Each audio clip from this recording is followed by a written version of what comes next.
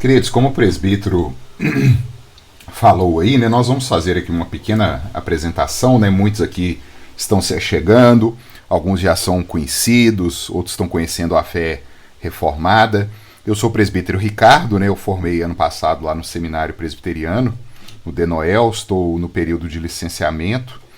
Se Deus quiser, ano que vem serei ordenado, né, se assim for da vontade do nosso Deus, e espero estar contribuindo aí com vocês.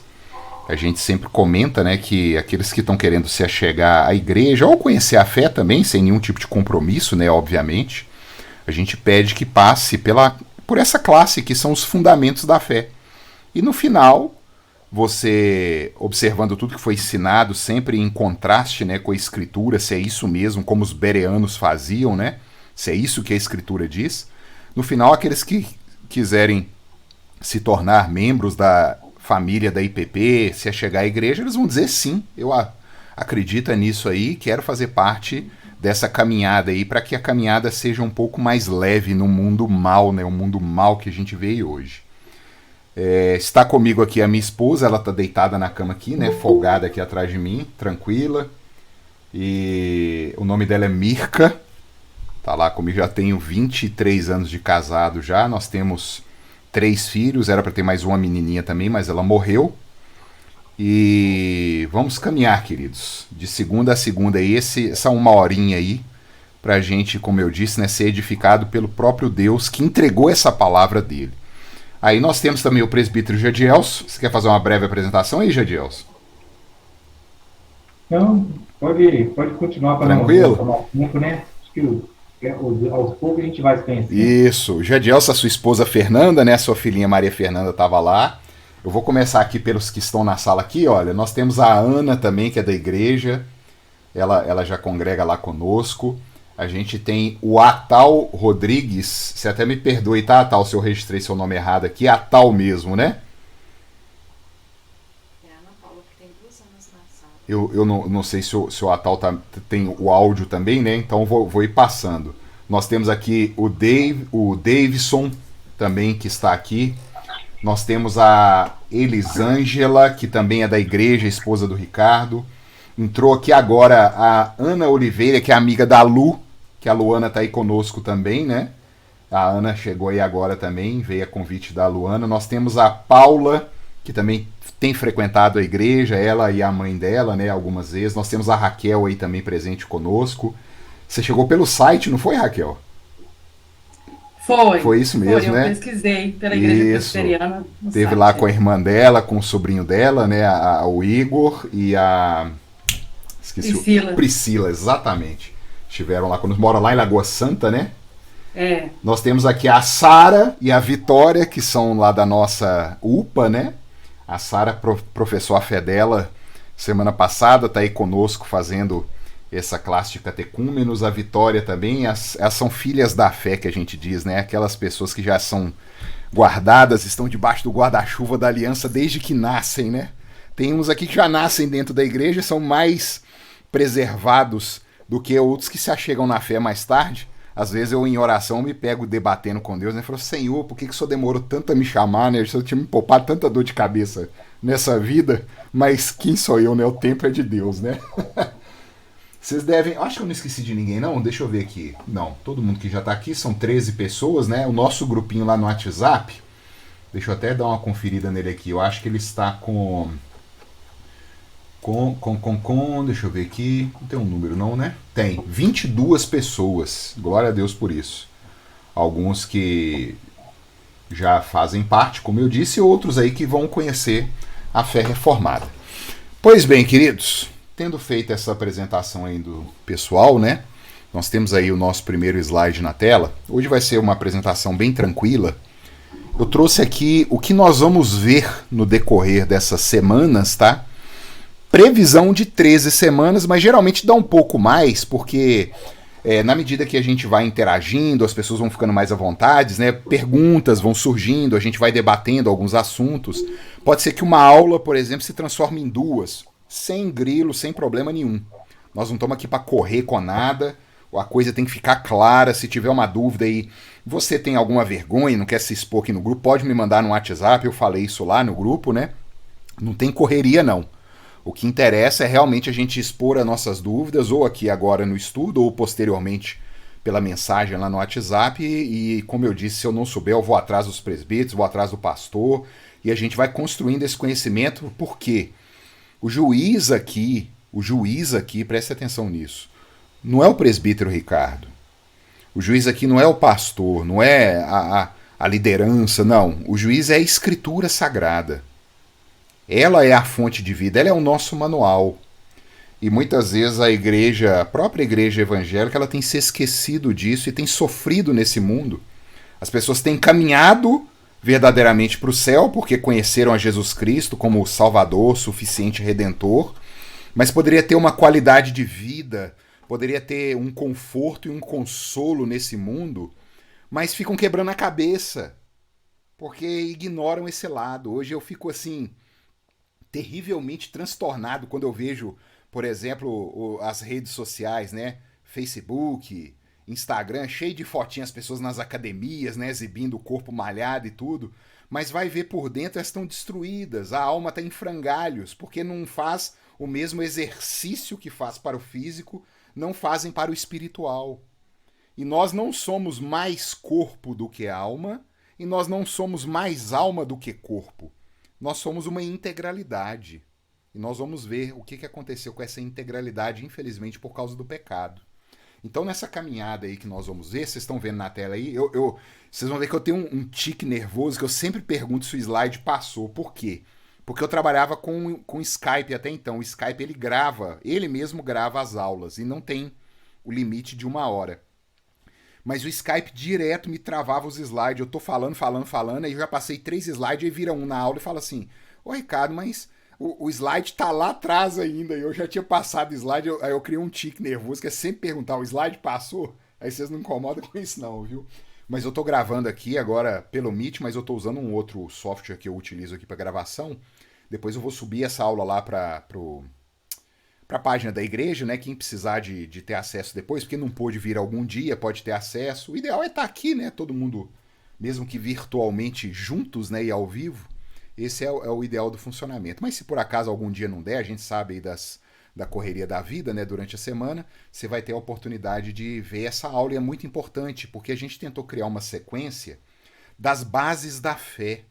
Como eu disse aqui, eu não estava brincando não, tá? A criança de 6, 7 anos era instruída nessas bases aí que vocês estão vendo na tela. Isso aí no século XVII, século XVIII, eles consideravam importantíssimo isso. Por quê? Porque a vida não estava tranquila igual a gente hoje está, não. Hoje cada um aqui está no celular, com a sua internet, tem a comida no prato, tem a cama quentinha. Lá o pessoal passava aperto mesmo. E eles careciam de uma esperança que muitas vezes eles não percebiam e eles corriam atrás. E hoje esse nosso conforto, essa nossa vida mais mansa, ela nos dá uma certa percepção falsa de tranquilidade.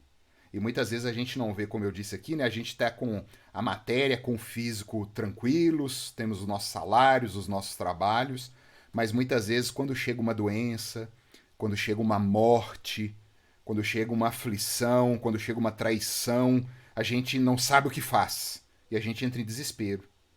Aí começa, né? A entupir de remédio, a caçar caminhos aí que não vão restaurar, muito pelo contrário, vão aprofundar os problemas.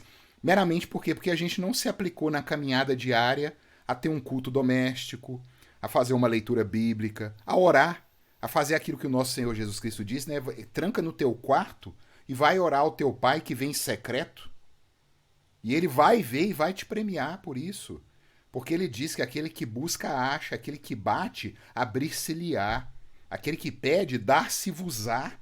E Jesus Cristo, ele não mente, queridos. Jesus Cristo é Deus. E Deus não é homem para que minta, nem filho de homem para que se arrependa. Tendo dito, não fará. E olha que esse Deus, Deus eterno, em determinado momento ele encarnou. E ele se fez como nós para experimentar justamente dessas nossas agruras que a gente vive hoje. E é disso que a gente vai ver. Esse estudo é para mostrar quem somos nós, quem é Deus de onde nós viemos, para onde estamos indo, como o presbítero já disse aí, é dar essa perspectiva, o que vem depois da morte. Eu fiquei emocionado aí com a palavra do Jadielso, porque o pai dele era incrédulo, e o pai dele tem 80 anos, queridos, e conheceu o Senhor Jesus agora, batizou na igreja, e olha a palavra de um homem de 80 anos, um velho de 80 anos, que diante dos olhos de Deus é um moleque.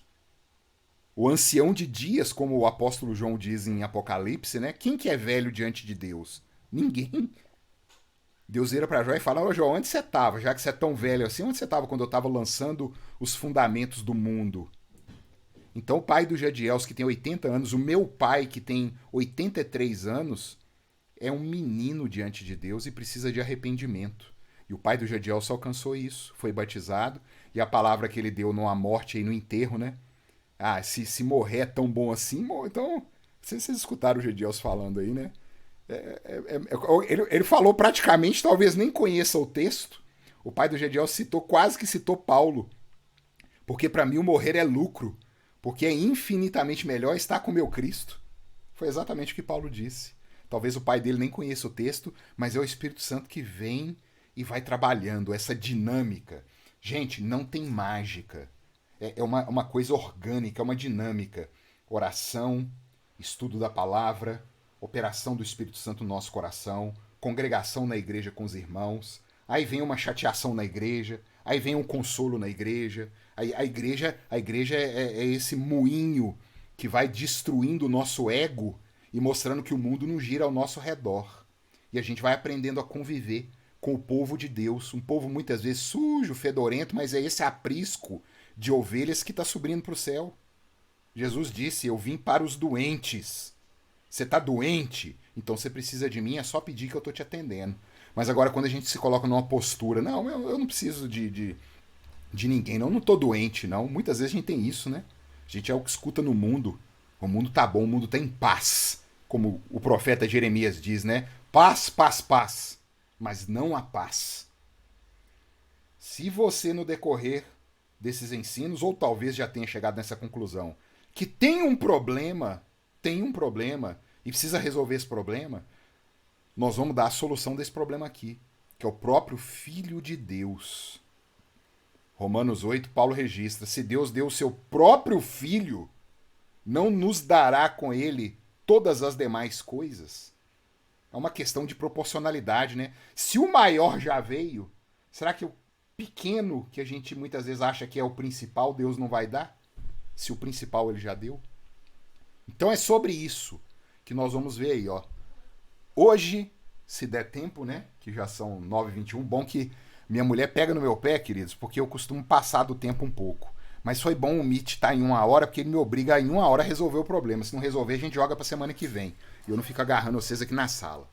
Então vamos lá. Aqui, ó, só pra explicar, tá? Eu não sei quem tá me vendo na câmera. Eu tenho 3 monitores na minha frente. Então eu tenho aqui, onde tá meu webcam aqui, ó. Tô pondo até o dedão nela aqui, ó. Eu tenho um monitor aqui, que eu tô vendo vocês aqui, ó. O pessoal tá aqui bonitinho aqui pra mim. E eu tenho aqui a minha apresentação de slide à minha esquerda. Então muitas vezes parece que eu fico doido, né, olhando pros lados assim, mas não é não, tá? É porque realmente são 3 telas diferentes. Agora eu vou pegar a minha apresentação aqui e nós vamos caminhar nela. Opa, tirei ela do foco aqui, né? Deixa eu voltar aqui.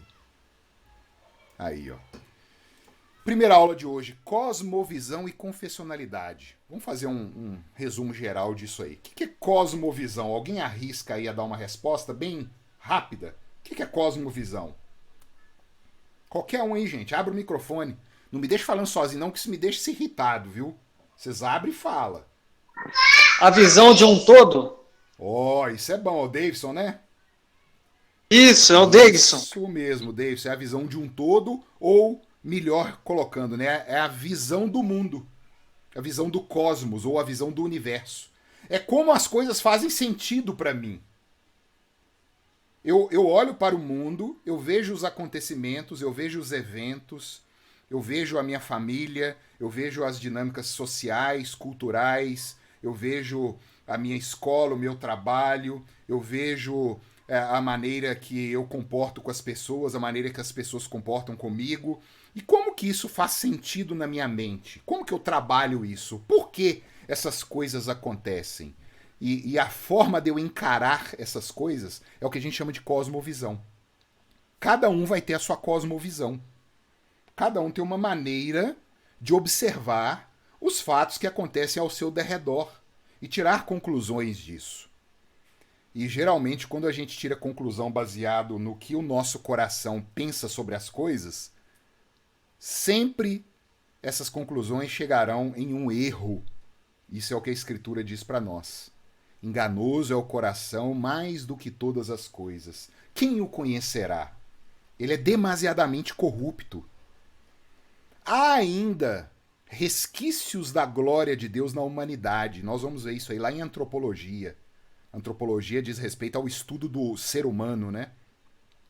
Deus ele não se deixou sem testemunho nesse mundo, pela sua criação, pela lei que ele deixou no nosso coração.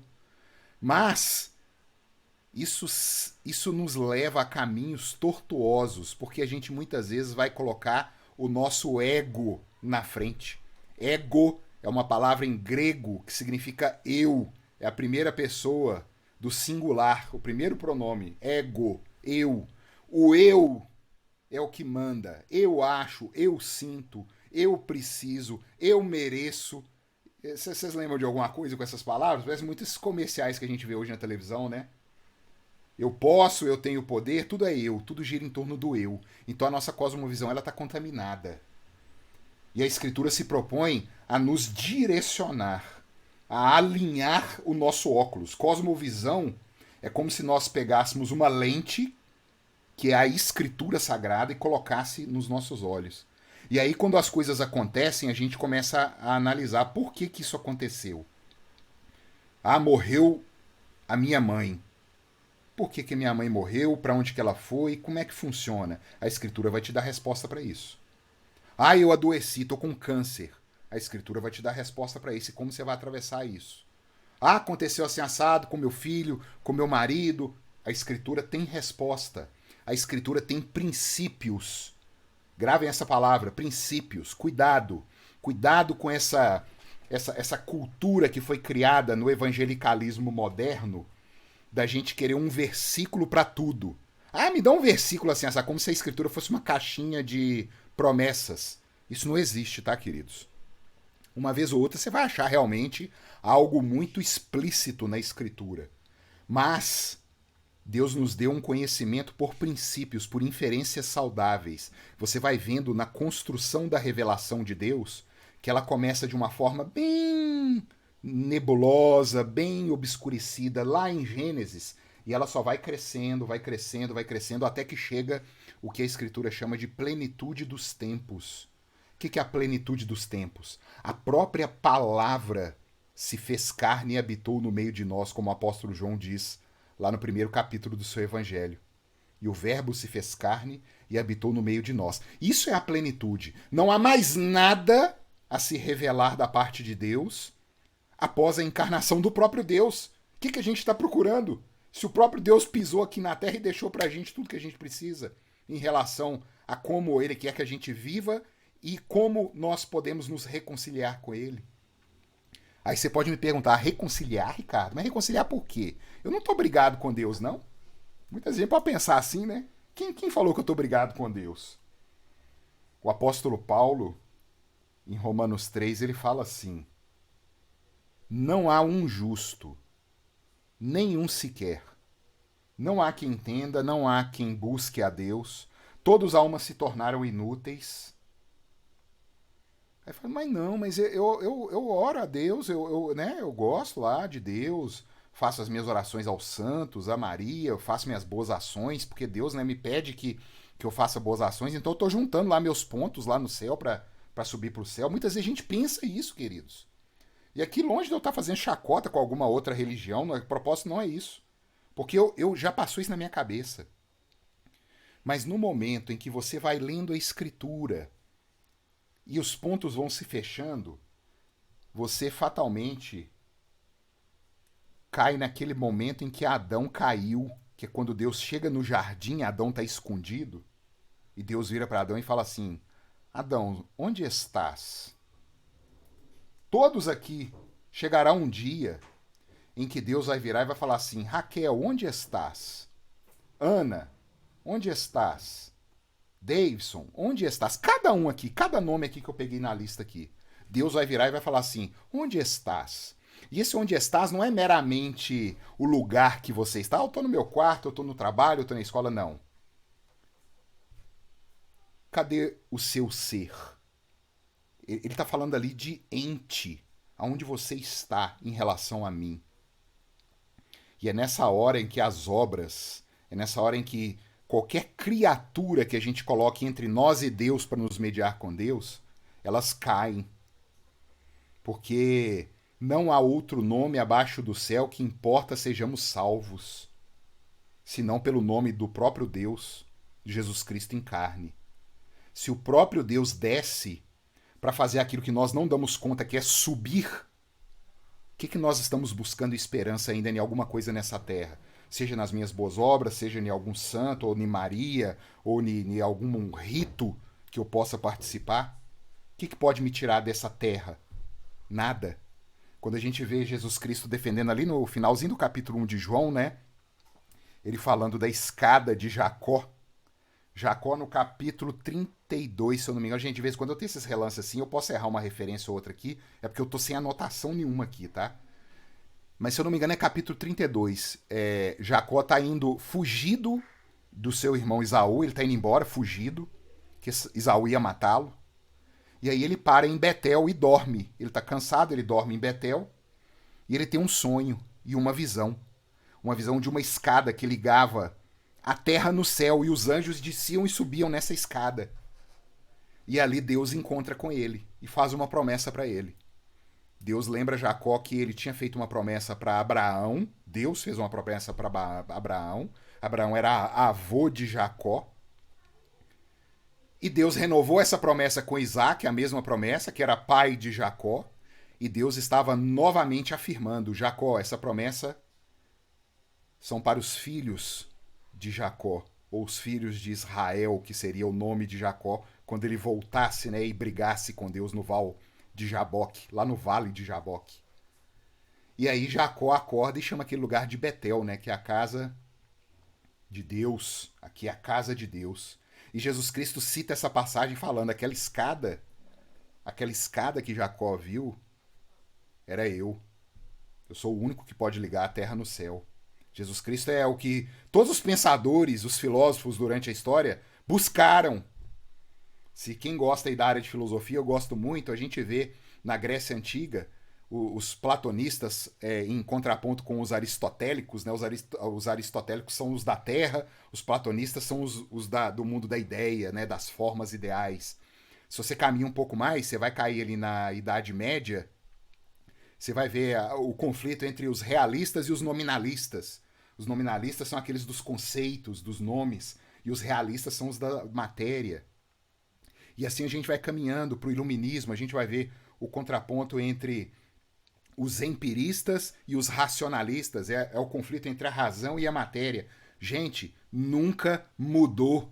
Essa é a guerra cultural que a gente tem, o homem querendo ligar a matéria e o céu. E o único que deu resposta para isso foi Jesus Cristo de Nazaré, porque ele é Deus transcendente que se torna imanente e adentra a própria natureza. Ele é o único que tem a solução. A gente vai construindo a nossa cosmovisão fazendo a leitura da Escritura, debatendo entre irmãos, conhecendo a história da igreja, da onde nós viemos. E muitas vezes a gente está sentado nos bancos das igrejas, e não está errado não, tá? Continuem fazendo isso. Mas vão além, busquem paz para o espírito, busquem resposta para as questões da vida, as principais questões da vida, que nós vamos ver daqui a pouquinho aqui. Nós vamos ver também sobre confessionalidade. O que é ser confessional? Que palavrão que é esse, né? Numa aula seguinte nós vamos estudar um pouco sobre as escrituras, um pouco de bibliologia, esse é o nome que se dá nos seminários teológicos, né? Bibliologia, mas nada além da gente saber o que é a Bíblia, o que é a lei de Deus, para que a lei serve hoje. Nós vamos estudar um pouco de teontologia, olha que palavra feia, né? Teo significa Deus, onto significa ser, e logia significa estudo, né? Então, estudo do ser de Deus. Quem é Deus? Deus Pai, Deus Filho e Deus Espírito Santo, né? A Trindade. Vai ter muito evangélico hoje que pensa que trindade é coisa de católico. Gente, cuidado. Se você não conhece a trindade, você não conheceu a Deus, então você não é salvo. Porque é a trindade que opera a nossa salvação. Se eu não conheço a pessoa que está operando em mim, como que eu sei as obras que ela está operando? Isso é um perigo, gente. A gente tem uma facilidade. Nós, seres humanos, nós somos boca grande demais. A gente fala demais. As pessoas viram hoje e falam assim: porque Deus é isso, Deus é aquilo outro, Deus é assim, Deus é assado. Imagina a seguinte situação. Eu vou pegar a Luana aqui, a minha querida irmã Luana, que vai ser meu exemplo. Eu viro assim e falo com a Luana. Luana, você conhece a Mirka? Eu tô usando a minha esposa aqui agora, viu, gente? Luana e Mirka. A Mirka, ela é terrível, fofoqueira, maledicente. A Mirka não vale nada. A Mirka tá devendo a praça toda aí. A Mirka é isso, a Mirka é aquilo outro. E eu tô falando. Aí isso cai no ouvido da Mirka. Fala, quem é esse Ricardo para falar isso de mim? Eu não sou nada disso que ele disse. E tem um monte de testemunha que testifica a meu respeito. E quem aqui não ficaria irado de alguém falar algo que não é verdade de você? A pessoa falou, ela não sabe do que está falando. Todos aqui ficariam irados, eu não tenho dúvida. Mas a gente faz isso constantemente com a pessoa e com o ser de Deus, e a gente não está nem aí. A gente fala de Deus aquilo que ele não disse sobre si. A gente atribui a ele obras que ele não fez. A gente promete coisas que ele não prometeu. E a gente, tá nem aí. E vai falando e vai anunciando. E qual é o material seguro pra gente conhecer a Deus? É a mulher que ora lá na igreja. É o ungido de Deus que traz revelação. É o padre. É o pai de santo. Não, queridos. O que Deus testifica é que ele tem fidelidade à sua palavra. Ele fala no profeta Malaquias: eu velo pela minha palavra para a cumprir. O único lugar suficientemente claro para nos dar informações sobre o ser de Deus é a Escritura. Lá nos pais da igreja, né, no primeiro século ali depois da morte e ressurreição do nosso Senhor, Santo Agostinho, grandioso Santo Agostinho, ele começou a desenvolver, né, a doutrina da eleição, da predestinação, que foi resgatada pela Reforma Protestante. Santo Agostinho cunhou assim a seguinte frase: sui scriptura, sacra scriptura sui interpres. É a escritura sagrada, é a sua intérprete. A gente não pode trazer nada de fora da escritura e tentar julgar a escritura por conhecimento humano. É a própria escritura que é a intérprete dela mesma. Então, se eu bati em um texto da escritura que ele é obscuro, ele tá difícil de entender, segura as pontas, meu querido. Como diria o bom baiano, né, o meu irmão Zé, lá da igreja, fique na sua. Não vai dizer coisa de fora da Bíblia, não. Espera que vai aparecer um ensinamento na própria Escritura que vai lançar luz sobre isso. O próprio apóstolo Pedro, queridos, ele na carta dele ele fala assim: realmente eu conheço que o nosso irmão Paulo costuma escrever umas coisas difíceis de vez em quando, né? O próprio apóstolo, ele confessou isso. Que somos nós para querer colocar alguma coisa na Escritura? Então nós vamos estudar o ser de Deus, até a ontologia, por aquilo que Deus nos dá. Daí nós vamos de conhecer ao Senhor, nós vamos conhecer a sua criação, as suas obras. Aí nós vamos para o ponto 4 aí, que é a criação, antropologia, né? Antros, homem, e logia, né? Antropo, homem, e logia, estudo. E os decretos e a providência de Deus. Deus, ele já decretou todas as coisas antes que houvesse mundo. E a providência é a colocação desses decretos em funcionamento. A providência é o dia a dia. Quando eu trabalho e o meu pão de sustento está na minha mesa porque eu trabalhei, é a providência de Deus que me guiou até aqui. Até aqui nos ajudou o Senhor, é a famosa frase lá de Josué, né? Isso se chama providência. Deus providencia as coisas para nós, para todos, todo ser humano. Nós temos essa parte 5 aí, que é sobre o pecado, aí vai misturar um pouquinho de antropologia, né, estudo do ser humano, com hamartologia, que é estudo do pecado. Nós temos a aliança. Queridos, aqui eu vou fazer uma pausa, deixa eu tomar um gole d'água aqui. Guardem essa palavra. Anotem na palma da sua mão. Escreve no meio da testa, assim, para quando você chegar no espelho, você lê ela na sua cabeça. Põe no braço. Aliança. pacto. Essa é a palavra principal da Escritura. Porque é baseado nessa aliança que o nosso Senhor encarnou. É baseado nessa aliança que Deus não destrói esse mundo. Vocês têm noção do que é Deus falar com o profeta Malaquias no capítulo 3? Ele vira assim: Malaquias, vocês não são fulminados porque eu não mudo. Deus vira e fala: vocês não são destruídos porque eu, o Senhor, não mudo. Deus tem uma aliança. E se ele fosse nos julgar por meio da sua lei, não subsistiria um. Por isso que Paulo diz, né, não há um justo. Porque ali ele não está usando esse termo justiça como a gente costuma usar, olhando uns para os outros, né? Quando eu olho para mim assim, tem alguém preso na prisão lá porque roubou, porque traficou drogas. Não, eu sou mais justo do que ele, realmente. Você temeu a lei, você não descumpriu a lei, ele descumpriu a lei, ele se tornou injusto, porque ele descumpriu a lei dos homens. Ele está preso. E eu sou justo, porque eu não descumpri a lei dos homens.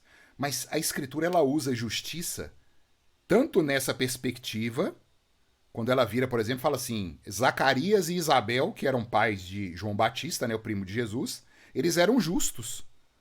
É nesse sentido que eles estão usando. Eles queriam viver de forma pacífica, de forma ordeira na sociedade, eles eram justos. Mas há uma maneira de se usar a justiça na Escritura que a gente tem que tomar cuidado. É quando a gente se compara com o próprio Cristo. É aquilo que o apóstolo diz, né? Vocês foram eleitos para se conformarem ao varão perfeito, que é o nosso Senhor. Nós sabemos que nós nunca vamos chegar lá, mas é o nosso anseio andar de forma reta nesse mundo. Mas, como eu confessei ao meu Senhor, diante dos olhos de Deus agora eu sou justo, porque Deus me olha pelo sangue de Cristo. E nós vamos aprender por que isso. Porque se Deus fosse olhar as nossas obras, Deus iria olhar para nós como um juiz julga alguém que cometeu algum crime. E se Deus é bom, e eu garanto que todos aqui saibam que Deus é bom, não vai ter ninguém que vai discordar de mim aqui. Ele tem que ser bom, queridos. Ele tem que ser bom juiz. Ele tem que ser bom julgador. E se eu estou diante de um juiz que passa a mão na cabeça e fecha os olhos para a injustiça, esse juiz já não é bom mais. E o nosso Deus não é assim. O nosso Deus, ele não coaduna. Abacuque, outro grande profeta, diz que os olhos de Deus são tão puros que ele não pode contemplar o pecado. Então, se Deus olhasse para nós de uma forma que ele fosse cobrar da gente a perfeição que ele exige da sua criatura, a gente estava perdido, porque a gente caiu. E é disso que fala a aliança. E é disso que fala esse ponto 7 também, o mediador da aliança. Nós quebramos uma aliança na queda e nós temos um mediador. Aí vem esse nome aí, né? Cristologia, estudo de Cristo. O ponto 8 também, nós vamos estudar como se opera e os benefícios da salvação de Cristo. Como que se dá, então, já que eu... Até aqui a gente caminhou, já que eu não consigo cumprir a lei de Deus como ele requer, já que eu sou injusto, como o apóstolo Paulo diz que todos nós somos, seja preto, seja branco, seja gordo, seja magro, seja mulher, seja homem, seja menino, seja velho, seja o que já morreu 1000 anos atrás, seja o que vai nascer ainda, todos são injustos. Como que se opera essa salvação? Qual que é o benefício? É isso que nós vamos ver nessa parte 8 aí. Essas duas palavrinhas aí, né? Soteriologia é doutrina da salvação. Sóteros é salvação em grego. E pneumatologia. Aqui é onde brilha o Espírito Santo. O Espírito Santo até agora estava escondido. Ele está operando no nosso coração. A gente nem sabe dele. Porque o grande prazer do Espírito Santo é revelar Jesus Cristo para nós. O Espírito Santo ele sempre vai julgar a luz em Jesus Cristo. Isso é fantástico, queridos. O Espírito Santo, o prazer dele é revelar Cristo no nosso coração. E o prazer do Filho é o quê? É revelar o Deus Pai. Ele fala isso em João. Ele fala que ele é a revelação do Deus Pai. O Filho unigênito é quem nos revela Deus. Então esse conjunto, é como eu disse, né, um funcionamento orgânico. Tudo tem sentido quando a gente passa a dar atenção para a Escritura, quando a gente gasta um pouco de tempo com ela.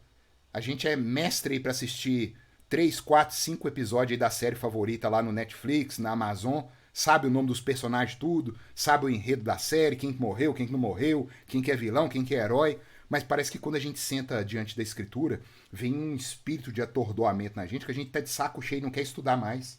Fica 5 minutos lendo a Bíblia e quer largar ela de lado. Quer largar de lado para ir lá ver o inferno da série de novo.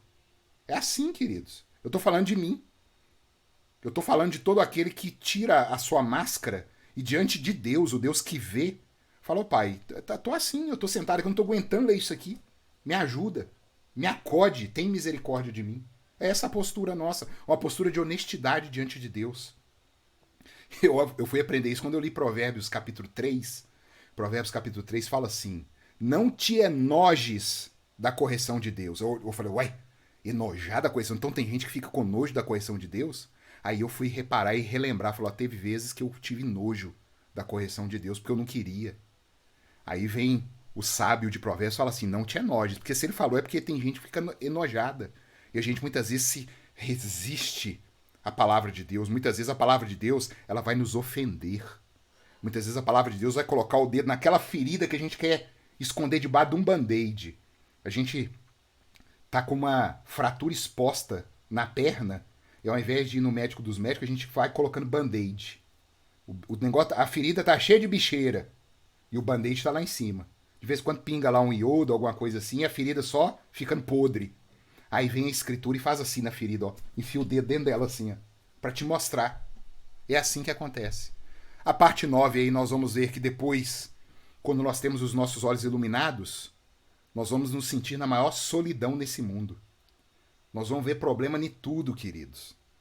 E a gente tem que ter um cuidado, porque senão a gente começa a chutar o balde e fica uma pessoa intragável. E aí que começa a prudência, começa a caminhada cristã. E a vida como parte de uma igreja é fundamental. É porque é ali que você vai aprender. Não existe crente de sofá, não existe crente de internet, é web crente, né? Eu vi esse termo outro dia, eu quase dei 3 piruetas para trás aqui. Web crente. Foi pelo amor de Deus, Cristo deixou uma igreja. Nós somos pedras, como Cristo fala, pedras vivas. Ele se chama a pedra angular. E nós somos pedras vivas de uma construção espiritual. É o que o apóstolo Pedro diz. Nós somos plantas de uma agricultura. O apóstolo Paulo também fala. O apóstolo Pedro fala da construção e o apóstolo Paulo fala da colheita. Nós somos esse conjunto, nós somos membros de um corpo. Jesus Cristo usa essa metáfora para mostrar não existe crente só. Se tá sozinho não é crente. Dá rumo e arruma um jeito de resolver sua vida. É o que a Escritura diz. Eu custei entender isso também. Nós vamos ver dentro da igreja, até o nome aí, né? Eclesiologia, né? Eclesia é igreja em grego. Então é estudo da igreja. Meramente isso, a palavra bonita para mostrar estudo da igreja. Eclesiologia. Nós vamos ver os sacramentos. Quais são os sacramentos? Eu aprendi 7 quando eu tinha 9 anos. Minha mãe me mandou para fazer primeira comunhão na igreja católica, né? Me mandar decorar 7 sacramentos lá. Mas quando eu comecei a estudar a Bíblia, eu vi que só tinha 2. Eu falei, agora danou, né? Batismo e Santa Ceia, não tem mais. E o bom é que, pelo menos, a igreja católica ela é honesta, né? Porque ela trata os outros 5 como dogma, né? Ela que instituiu, não tá na escritura. Então, mas a gente é sola a escritura, então não me interessa o que o padre diz. Para mim é o que vale a escritura. Batismo e Santa Ceia. Nós vamos ver também a morte e o juízo final. Escatologia, escatos é o fim, né? Então, estudo do fim, ou estudo dos dias do fim. Nós vamos ver também as doutrinas da graça. Isso aqui é sensacional.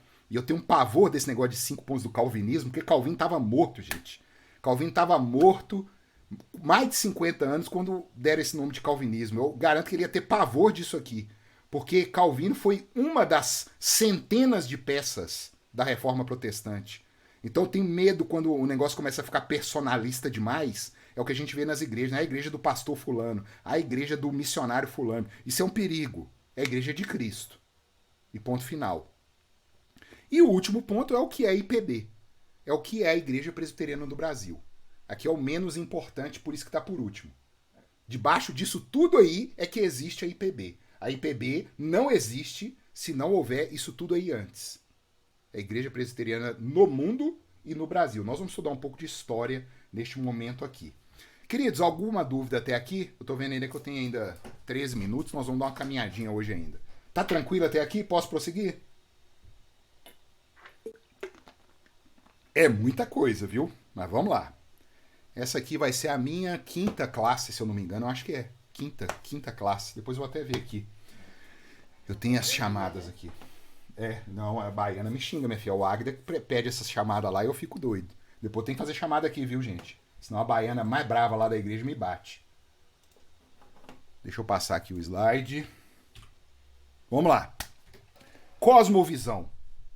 Querido Davidson aí disse, né, matou a charada aí, a visão do todo, visão do mundo, visão do universo. Essas são as principais perguntas da nossa vida. Vocês já pararam para pensar nisso? Geralmente a pessoa, quando é muito jovem, não tá nem rasgando para isso, né? Quer curtir a vida. Mas chega um momento da vida, não sei se vocês já passaram por isso, que a gente para pra pensar, pra que eu existo? Pra que a Terra tem que aguentar esse peso? Da onde que eu vim? O que o mundo defende hoje é que a gente veio de um aglomerado de células, né? De uma massa primordial que foi estimulada por energia, relâmpago, e dali começou a vida a se desenvolver, e bilhões de anos tiveram que passar para que toda a fauna, flora fosse estabelecida.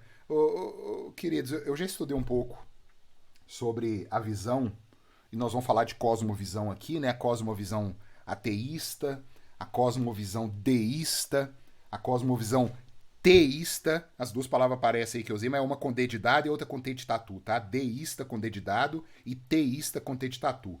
São as visões de mundo. Cada religião, cada ideologia, seja o capitalismo, o marxismo, o comunismo, o socialismo, o que for, tem uma cosmovisão. Eles têm ali da onde que a gente veio, para onde que a gente vai, por que as coisas são como são, por que eu existo. Todos nós temos ali um palpite.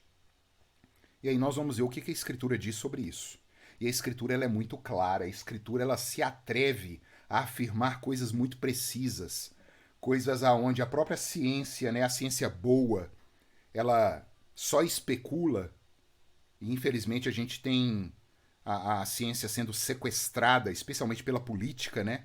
E aí a ciência passa a se submeter à vontade, a ciência passa a se submeter à construção, ao invés de ser exata, e ela, me perdoem aqui, não sei se tem alguém da área científica aqui, a ciência não é exata, né? Eu disse exata aqui no sentido de ela sempre vai evoluindo, mas ali no momento, com o material que ela tem em mão, se consegue observar, reproduzir, se consegue repetir, e assim vai até que, novamente, aquilo seja posto à prova, as hipóteses e tudo que foi levantado. Mas, enfim, hoje se pega uma teoria e se transforma aquilo como se fosse a verdade. E são pessoas que defendem que aquilo é a verdade, as mesmas pessoas defendem que a verdade é relativa. Então a gente já começa a ver um negócio que não cola muito. Mas espera lá, se você defende que a verdade é relativa, se você tem um pensamento aí dos pensadores modernos, né? Que a verdade ela é estabelecida debaixo das circunstâncias que envolvem aquele momento em que ela é estabelecida, como que você defende então que o Big Bang é a verdade absoluta? Como você defende então que nós nascemos ali da teoria evolutiva, né, do darwinismo, por exemplo? E a gente vai vendo que a coisa não funciona bem assim. Existem problemas sérios nessas teorias. Eu vou postar no nosso grupinho no WhatsApp um filme depois. Eu falei que eu ia colocar conteúdo ali, né, adicional, muito interessante. Ele é um cientista que se converteu ao cristianismo. São dois, na verdade, dois cientistas. Um deles faz um trabalho na universidade, e eu posso estar enganado, eu não sei se é Oxford, não sei, lá vocês vão ver no vídeo. E ele levanta essa série de questões com os professores, com os pesquisadores, e a gente vê que eles não têm resposta.